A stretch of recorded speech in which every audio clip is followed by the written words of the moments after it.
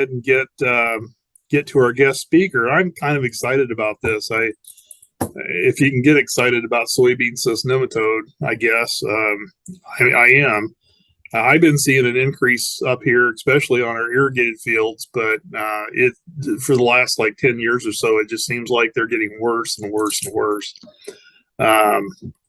These irrigated sands, it seems like they just are built for spreading these things, and then by the time people take their tillage equipment from one field to the next, it moves it from, and pretty much every field's got it anymore. But our speaker today is Greg Tylka. He's from Iowa State. Go Cyclones there. They had a good run in the tourney. Yeah, it was awesome running the tourney. So you broke a lot of people's brackets there, which was good. I think I like to see that. But the soybean cyst nematode specialist there at Iowa State, and I'm looking forward to hearing this talk. So, Greg, if you want to unmute, and if you have a PowerPoint or something, feel free to share your screen, and we'll go from there. Awesome. Let's see. I don't know if you're speaking, Greg, but we're not hearing anything right now. There we go. There we go. Okay.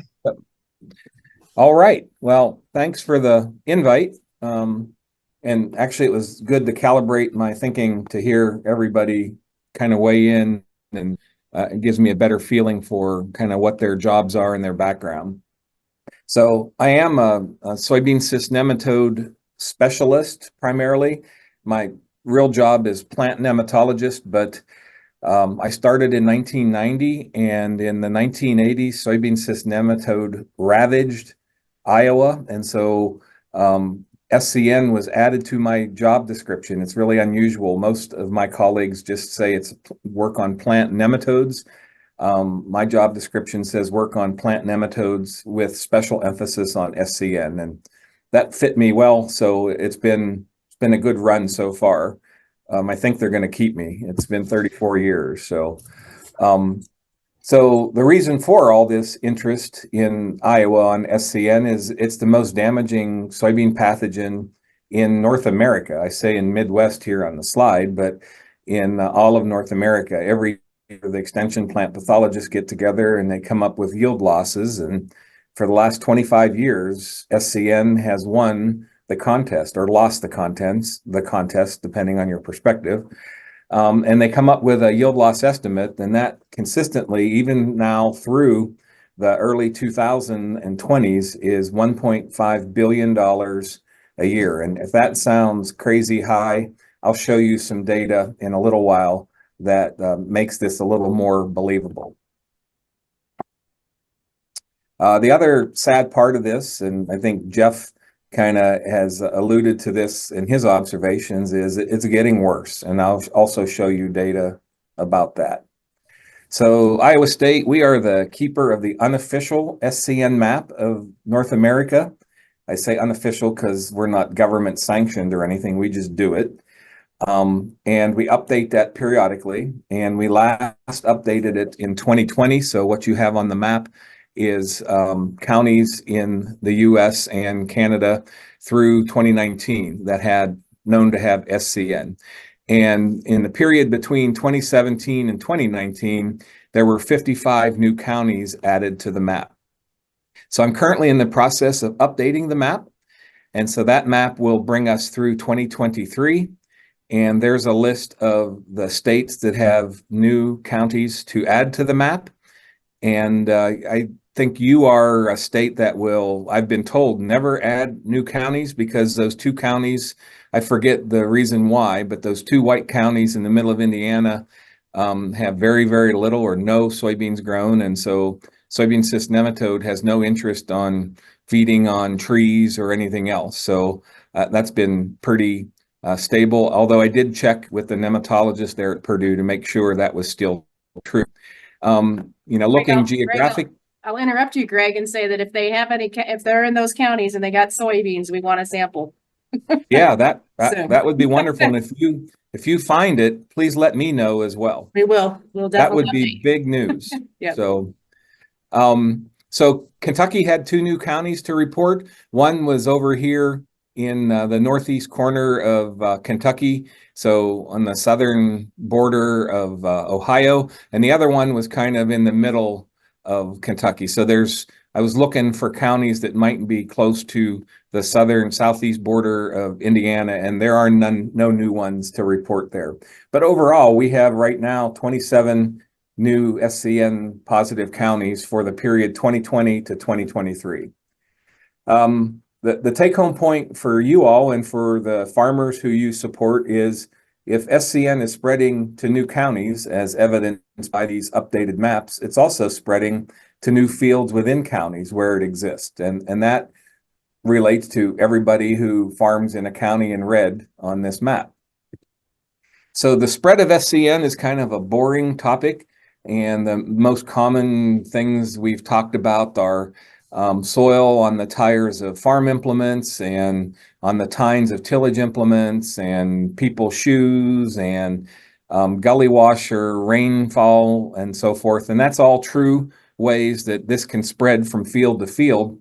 But there's another way that seemed to have garnered a lot of interest recently, and that's windblown soil. And for a couple decades, I've struggled with how to test that and really see if that's a true avenue, until I met with somebody who had more common sense than me, a graduate student, and they were from Minnesota, and they said, why don't I collect soil from snowbanks in late spring?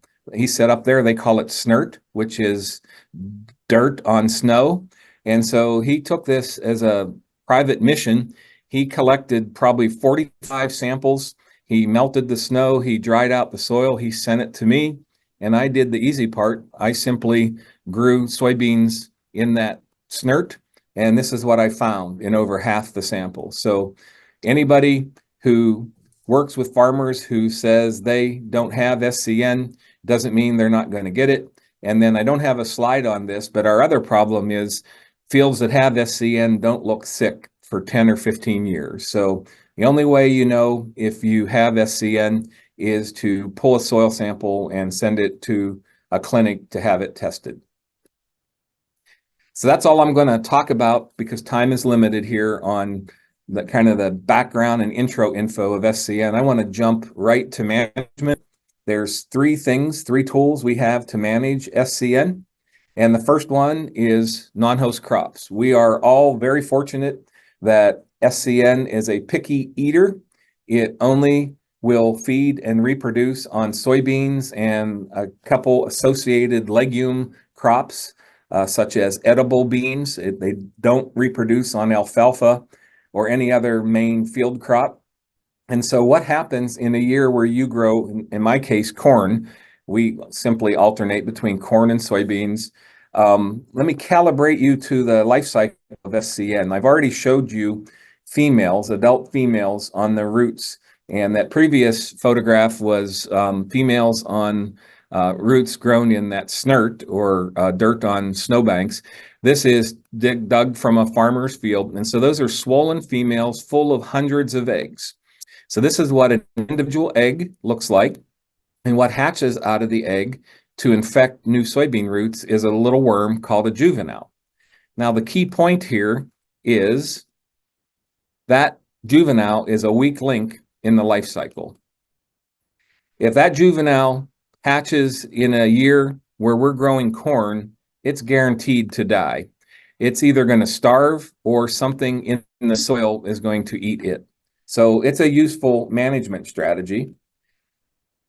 As we decrease the egg count because of the juveniles hatching and dying, we decrease the potential for yield loss. So in my several years in Iowa, my observation is the amount of decrease in egg count varies greatly, from as little as 5 or 10% to as much as 50% in a year following soybeans. We also looked at, could we get that same level of decrease in continuous corn, and we see less hatch in second-year corn after soybeans and even less after third-year corn. And after that, it's really, really slow for those egg counts to decline. So if you're kind of a data-driven person, visually in terms of data, this is what the situation would look like. So again, here's this photograph of adult SCN females on roots full of hundreds of eggs. When they die, which there's a new generation every 30 days or so. So after 30 days, then the new females die and they turn from this nice white color to a brown, tough, leathery structure called a cyst. And that's how they exist long-term in the soil. So we have these eggs inside the dead females or cysts in the soil. And that's the eggs that hatch out and the juveniles eventually die. So if we grew a soybean crop and we ended up with 18,000 eggs, for example, per half a cup of soil, we could get that number dropped to 10,000 or below in 1 year of corn. So it's a great management strategy. But unfortunately, this is what second year and third year corn will do to those numbers. And so that decrease flattens out over time very quickly. And the reason for that is up to half of the eggs within inside the dead females or cyst in the soil will be dormant and they won't hatch for up to 12 years, 10 years or more. So it's not feasible to get rid of SCN in a field by growing continuous corn or any other non-host crop unless you wanted to give it a go for 10 years or 12 years. But it's a very important management strategy in that we can reduce egg counts by certainly alternating between soybeans and corn and even trying a couple years of corn. So that's all I have to say about non-hosts, other than, let's don't go the route of continuous soybeans. I'm a little nervous. There's chatter in the soybean industry of 30% increase in demand for soybean oil. They're building new crush plants and they're talking about how to grow continuous soybeans. That would not be a good thing to do if a field had SCN. So moving on to resistant soybean varieties, I'm convinced this saved the Midwest as growers of soybeans. SCN kind of established itself in the Midwest in the 80s and early 90s. And back in what I now call the good old days, I didn't realize it was the good old days back then, is that management was so simple. We just worked with farmers and helped him or her figure out where SCN was in which fields, and then they simply would grow a resistant soybean variety instead of a regular susceptible soybean variety, and literally get this difference in vigor and growth. And of course, that translates to yield.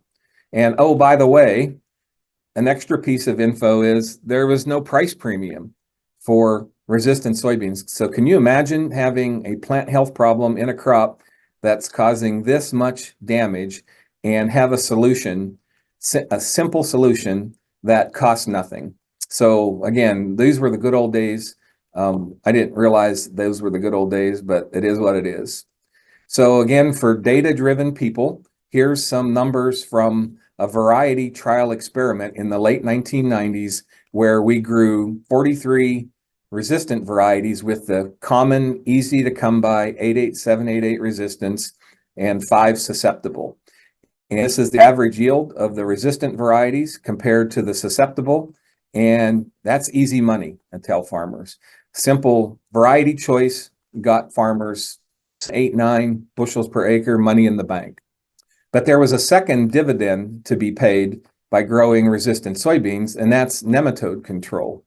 In this experiment, we started out with 1,300 eggs, and under the resistant soybeans that yielded about 7 bushels per acre more, those egg counts pretty much stayed the same. If you've done any research with SCN, and I'm sure Darcy has looked at SCN numbers, an egg count of 2,100 isn't really different than 1,300 because of all the variability in the data. But look what the egg count did under the susceptible, which yielded 7 bushels less. It quadrupled. And something you're going to hear me say over and over again is a decreased SCN egg count reduces future soybean yield loss. So this is a delayed dividend that nematode control provided by the resistant varieties is going to get paid the next time soybeans are grown in this field. So early on, I started tracking and making a publication of the varieties that had SCN resistance for Iowa farmers. You'll notice in the top right, I focused on late maturity group 0 and then 1, 2, and 3 maturity group varieties. Since you are due east of me, I assume that trends are similar in your state. The varieties might be slightly different, but for the major seed providers, they might be identical. So this is a great success story for the soybean industry. They took a problem that was very serious and started in 1991 providing a useful, effective, and free management strategy for farmers. So it was wonderful.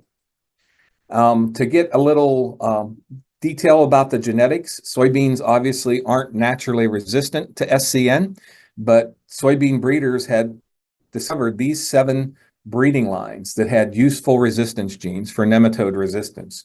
Now, the problem is these are terrible agronomically.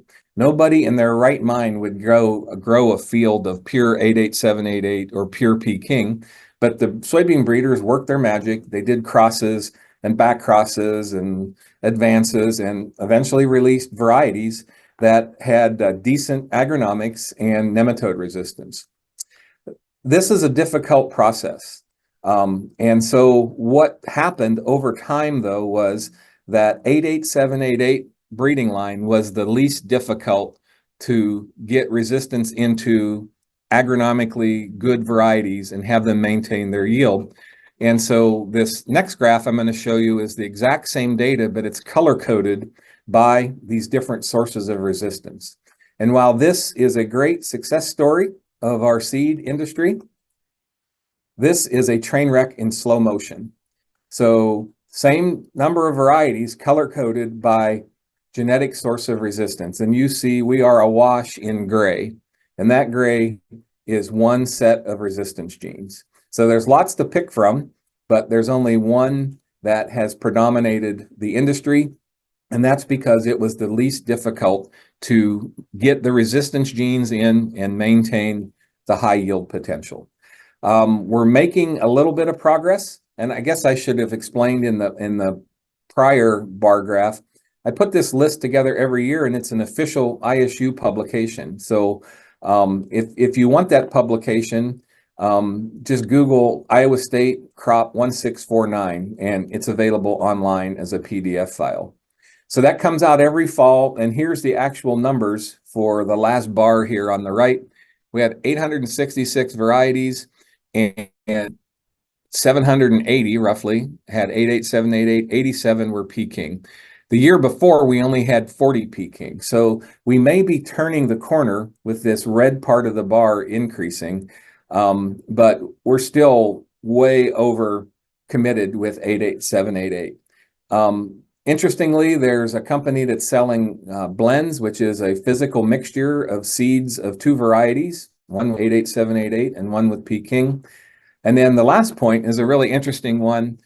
We find it very difficult to find a commercial soybean variety that's now susceptible to 88788. So even if a farmer knew they had cyst nematode and they wanted to diversify, they can't, because 779 out of 866 varieties have this source of resistance. So it's kind of a built-in problem that's happening.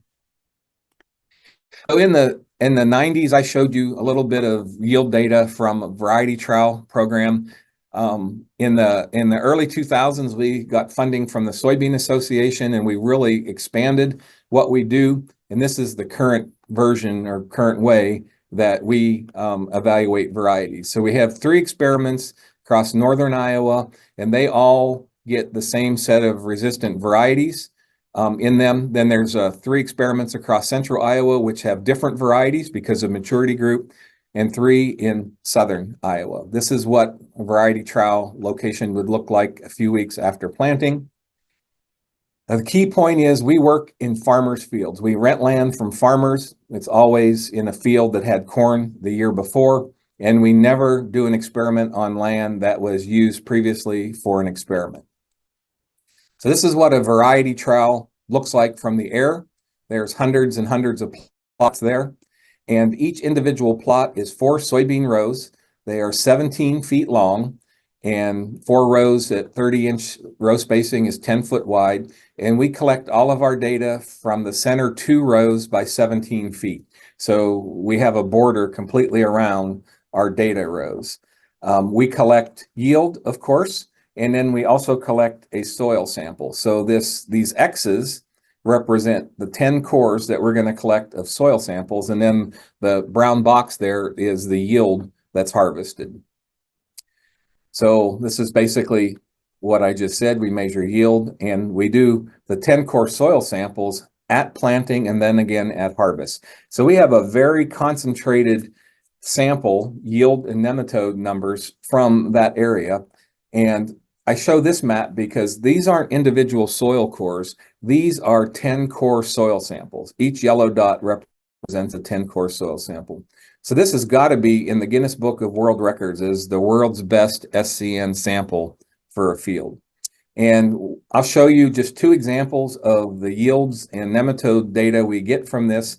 But for now, I want to point out that in the spring, after we do the at planting egg counts, there's always leftover soil because we collect more soil than we need.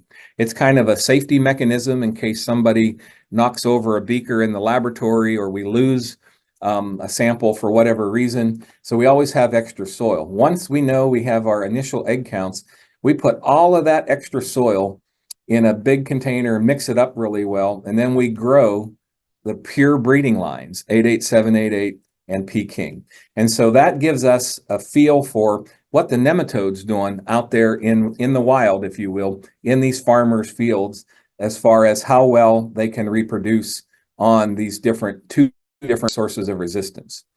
So in the 90s, we only had a handful of experiments. Since 2000, we've had a lot. So I've done a 24-year look back and over 201 fields that we've worked at. And I'm going to put on this graph a dot for each field that has an SCN population and show you what the level of SCN reproduction was from that nematode living in that field. So it's sometimes called level of reproduction, sometimes a female index, percent reproduction, virulence. It's all the same. The lower the dot, the lower the dot that I'm going to put on the graph, the better control that's happening. And so I found that a useful way to think of it, if you're more attuned to herbicides and how effective they are, remember that photograph with those yellow dots. Imagine if that was a sample of weeds from throughout a field, and then you sprayed all those weeds with some herbicide, and then we would measure the survival of the weeds that weren't killed. So that's what this level of reproduction is. Final point I want to show you is that scientifically, the definition of effective SCN resistance is below 10% reproduction. So all the dots that I'm about to show you should be down here below 10% if the resistance is working properly. So here's what we found in the farmers' fields over the last 24 growing seasons. In the 90s, 88788, the dots would have been down here below 10%, and we still were doing pretty well in the early 2000s, but it kind of slipped away from us. And that is an indication of the problem that we are battling with right now. The effectiveness that used to keep us in the game for nematode control and yield has slipped away, and it's not surprising. It's no different than using a single non-selective herbicide for 25 years.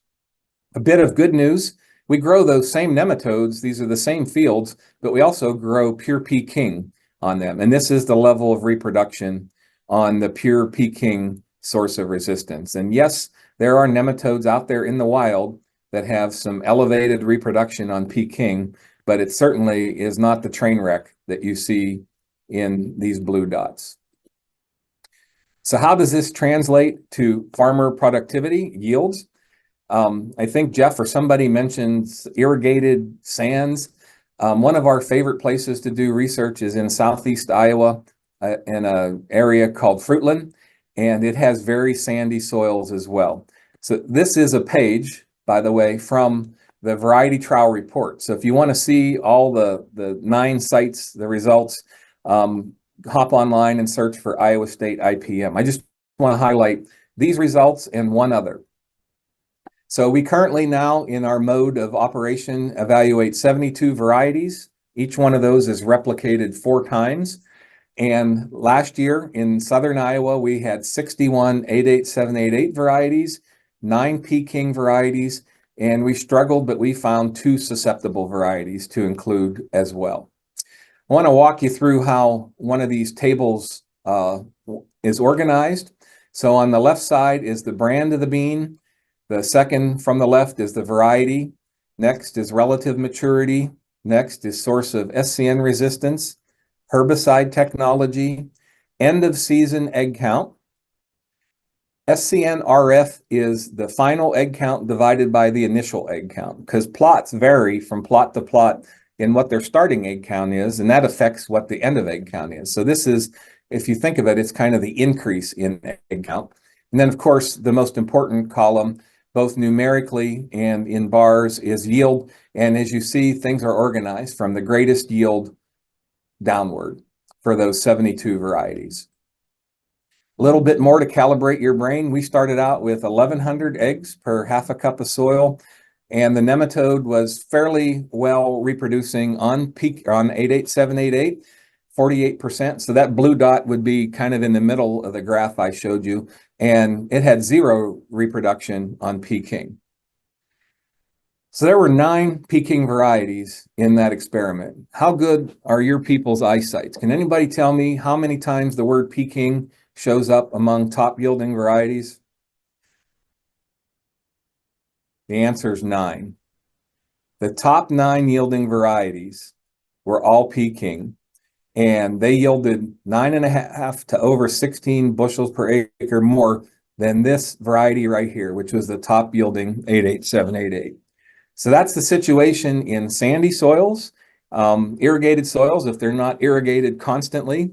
And it's a vision of the future for farmers who grow beans in soils with medium and heavy textured soils. Look at the egg counts as well. We started at 1,100, look at the end of season egg counts, and then look below of what those egg counts did on all the 88788s. So this is terrible, terrible, terrible. And I'll remind you that decreased egg counts are going to pay big dividends in future soybean yield loss as well. So one other experiment, I'm going to show you a location that is far away from Fruitland, Iowa, in northwestern Iowa, instead of southeastern Iowa, and a medium to heavy textured soil. In this experiment, we had a lot more Peking last year because they're available in the earlier maturity groups, still 45 88788s, 2 susceptible. The tables organized the same, top yield and downward. We started at 3,500 eggs per half a cup of soil. The nematode in that field had 60% reproduction on 88788, so a little bit more hot reproduction than the previous one. And we had those 25 Peking varieties. Now, they didn't all top, they weren't the top 25 yielding varieties, but I'm highlighting it in yellow and underlining. If somebody wanted to do a quick count of the number of the times the word Peking showed up in the top 10, the answer is 7.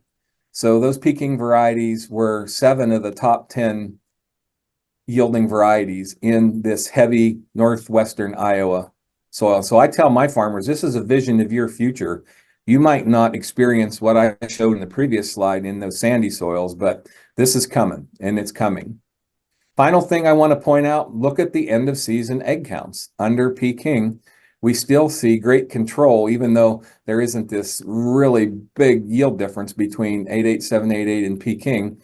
Look at those egg counts decreased from 3,500 compared to most of these are an increase in egg counts. And then one last time to remind you of the importance of decreasing egg counts as a way to reduce the potential for future soybean yield loss. So to summarize things, as farmers grow varieties with Peking resistance and they get these higher yields, they're going to be inclined to grow more of that Peking resistance. I mean, I know I would if I didn't know any better, but that would be bad.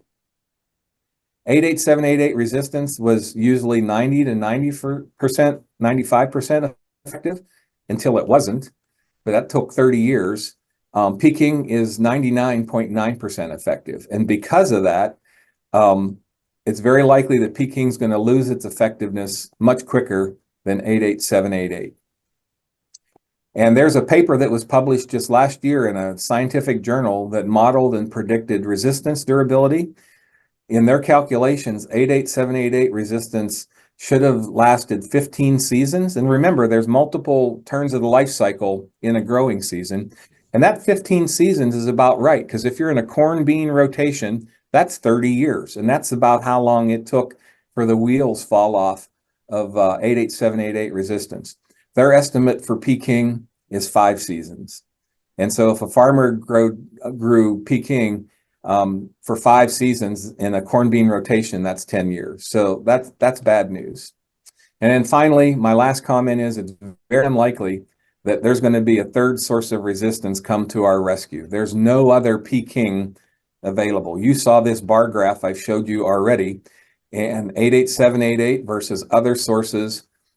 Virtually all of the other sources we're seeing for Iowa are all Peking. There is no other one of these coming up the pipelines in commercial soybean varieties. So here's my final slide, my recommendations for farmers in Iowa.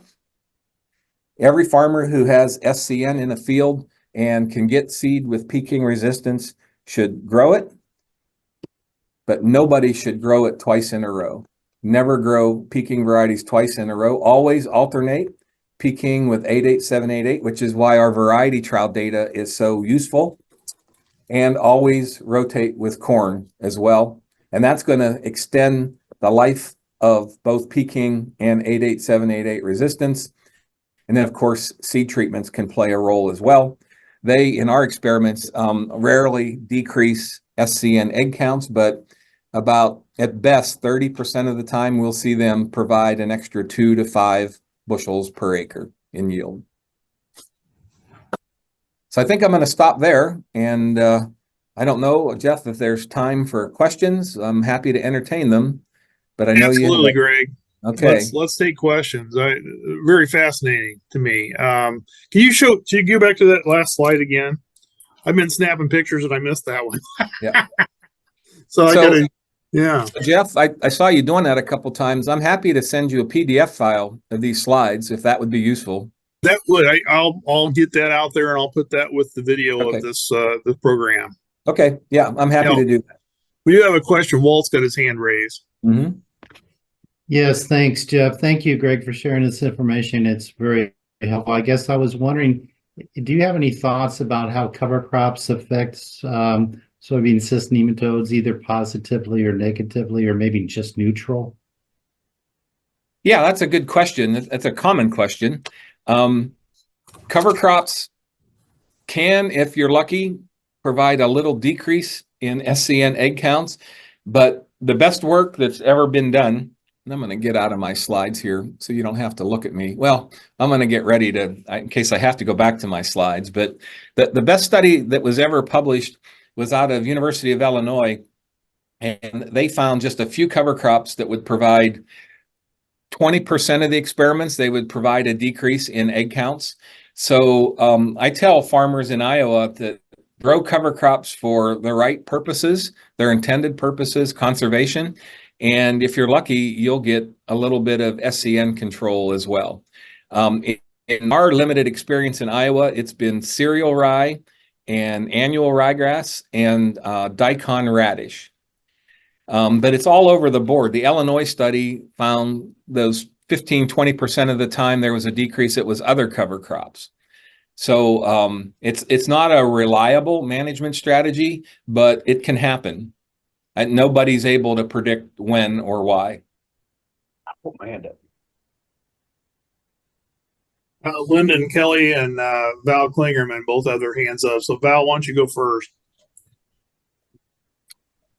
So, Greg, I know this has been a hot topic among nematologists over the years, and I don't know if there's been more research done on this, but have you guys figured out, is it actually like resistance occurring with the PI 88788, or is it just like a HD type like shift in the field from the different, types of SCN that are naturally occurring in those fields?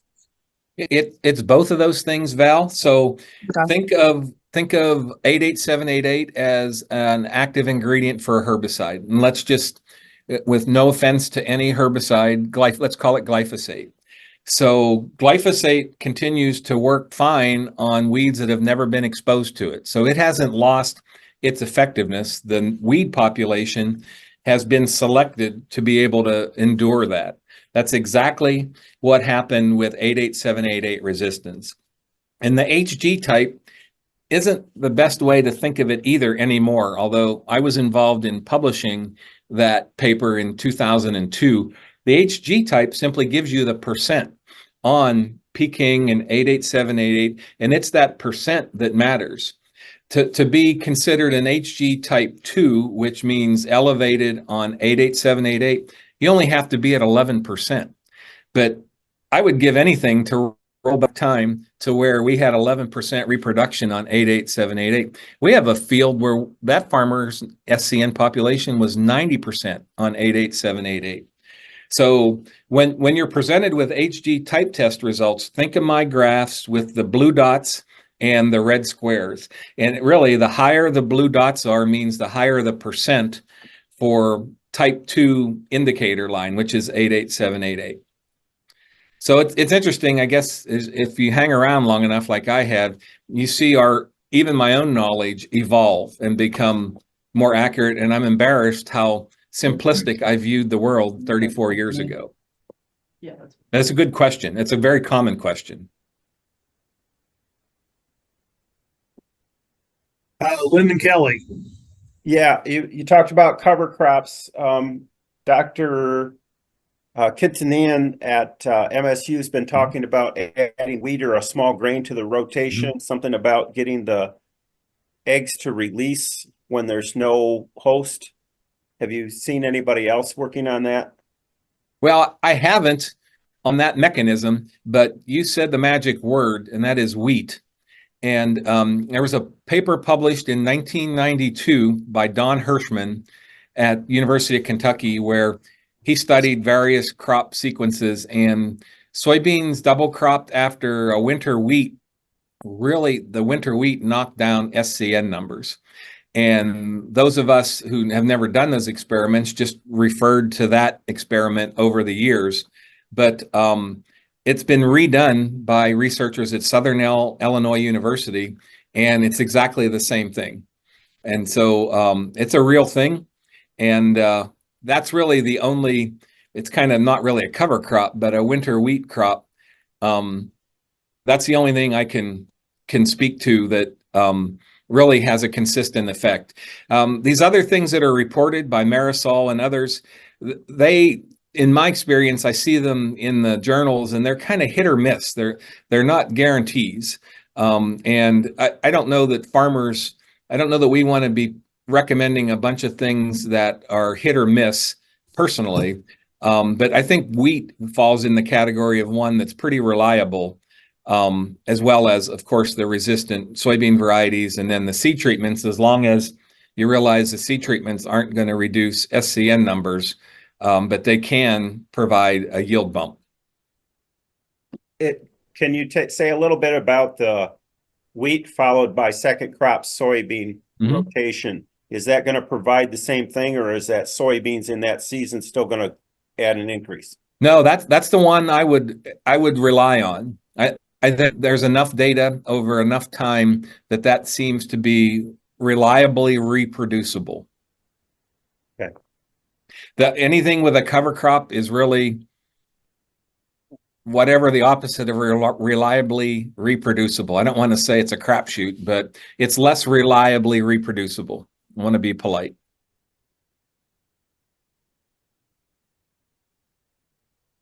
I've been hearing a little bit of buzz about seed treatments. What do you think? Yeah, we've done 214 experiments with seed treatments, and sometimes they work and sometimes they don't. If you've got the time, I will share one extra slide, which I didn't think we were going to have time for, but I'll show it since you're the moderator and you asked the question. Yeah. So Troublemaker. Yeah. I'm assuming it's legal. Yeah, so I think there's 218 experiments here, not all at the same time. This is the years that we studied. As the industry evolved, we've evolved in what we've tested. We have funding from the Soybean Association to test 3. And I've got to hit the share button here. So are you seeing this table? Yes, we are. Okay. So we can test 3 a year, and we test them at all 9 variety trial locations. And the key here is these are tested with 12 replications, which is a very high, Sean Castile will tell you that's a very high number of reps to test something like this in the field. The other key point is that we compare them to the base. So we're not doing Saltro versus Nemastrike or Saltro versus Olivo.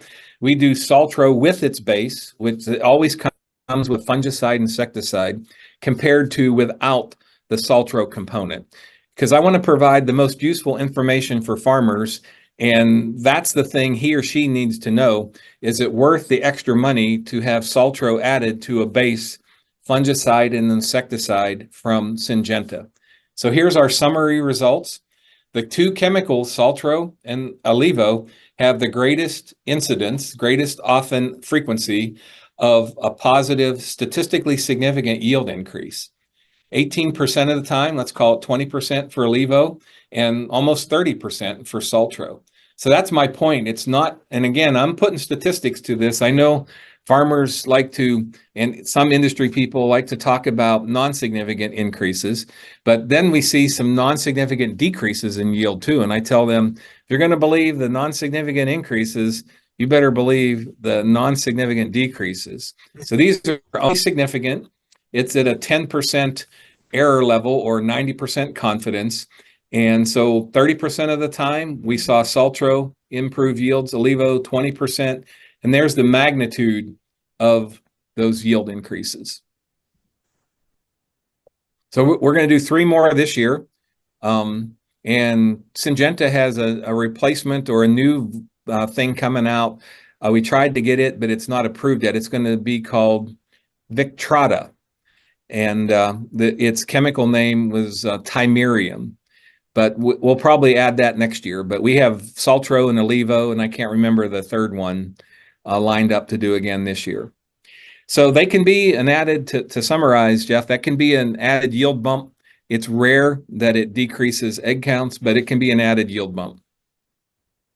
And it might be very specific, location specific. Okay, I saw a message here from Martin about do seed companies distinguish between Peking and 88.788 in their literature? I think that's a good question. Yeah, that's a very good question. And they do in Iowa. We're getting them trained. I'm trying to get out of here. Yeah. So because every year we're contacting them and asking them their information that's in that publication. And so it's iron deficiency chlorosis score because there's an area of Iowa with really high pH soil. So that's important, as well as SCN. Then the standard things, maturity group, herbicide resistance, and so forth. So when a company doesn't answer our emails for information, I often hop online and look at their webpage. And I would say more often than now, I'm seeing Peking or 88788 listed. So I can't say for sure throughout the industry, but it's common. And I also don't know, because I'm over here in Iowa. I don't know if that would be true in Indiana or not, but it's certainly common. It's not. It's unusual to not have that information in a variety description. From my experience, most of them have, they tell me in the fields that they're having an issue, that I'll ask them, well, you're using a resistant variety, which of course is yes. Which type of resistance do you have? And they don't know. And you finally get down to the bottom of it, and it's 88.788. So yeah. So I did see another question there. Brian's asked something about oats. If there's apparently a variety that's been touted to reduce with oats. Yeah, I have not heard anything. Literally, this is the first time I've heard those words spoken in that order. I've not heard oats purported to do anything. And I don't think it's safe to assume if there's that suppressive effect of wheat that there is with oats as well. I haven't read those papers recently because one was in 1992 and the other one was 2021. But I can't imagine somebody didn't include another small grain in there as well. But I don't know for certain. And I've never heard that oat described that way. Any further questions for Greg? I will tell you one last comment. As we've started to have Peking varieties here in Iowa, I obviously took an interest in it, but I've heard more comments about people see females on Peking varieties from Indiana than anywhere. And that dates back 4 or 5 years ago. I spoke at the Indiana Crop Consultants Conference, and I show up at meetings like that early and kind of walk around while people are talking at coffee break and stuff. And I heard talk about that back then. So I don't know what's going on, but the Peking reproduction on Peking might actually be a bigger problem. I don't know that at all, but it could be. That's where I heard the first reports. They weren't from my own growers or agronomists. You said 5 years, so that didn't surprise me. So, Okay. yeah. So, Well, very interesting. okay. Greg, I appreciate you. Greg Tylka from Iowa State. I really appreciate you giving us a little bit of training today. It was very eye-opening to me. I've always found this subject very interesting. So we have to move on because we've got another meeting. A lot of us are going to be participating in it at 11 o'clock on Zoom.